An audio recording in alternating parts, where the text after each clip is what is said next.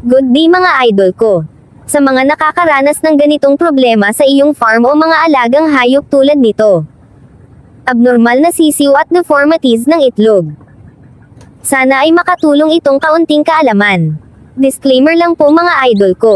Itong ibabahagi ko ay base lamang sa aking karanasan at syempre sa nilalaman ng maliit kong utak.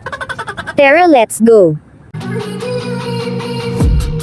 I've been dreaming on in my head like I've seen it. A life worth living is a life with meaning. I'll do what I love till my heart stops beating. I'm feeding this.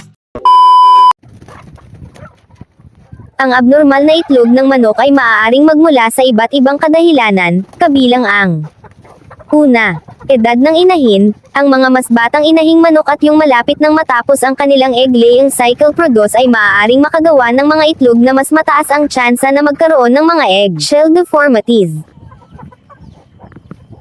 Pangalawa, mga kakulangan sa nutrisyon, partikular na ang kakulangan ng mahahalagang bitamina at mineral. Tulad ng calcium, vitamina D, ay maaaring makaapekto sa pagbuo ng eggshell at pangkalahatang kalidad ng itlog.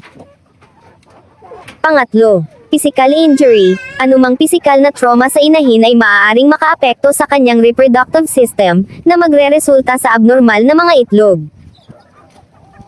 Pang-apat, impeksyon. Mga sakit o impeksyon sa inahin. Isa ang infectious bronchitis o egg drop syndrome ay maaaring humantong sa paggawa ng mga deformed na itlog.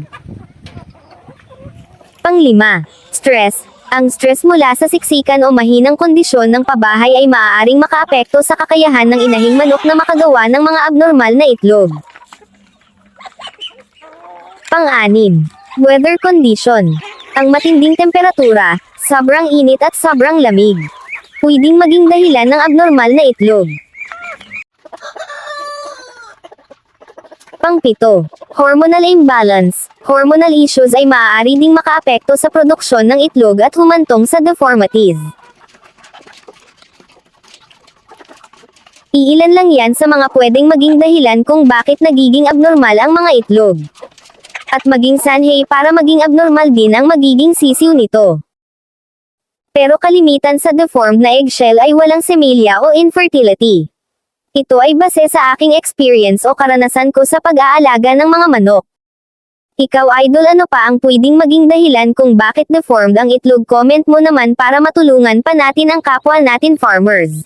At baka naman idol pa like, follow and subscribe naman dyan kung nagustuhan mo ang videong ito. Hanggang dito na lang, ingat and happy farming with heart. Time staying strong, need to move on to be what I want. I'll keep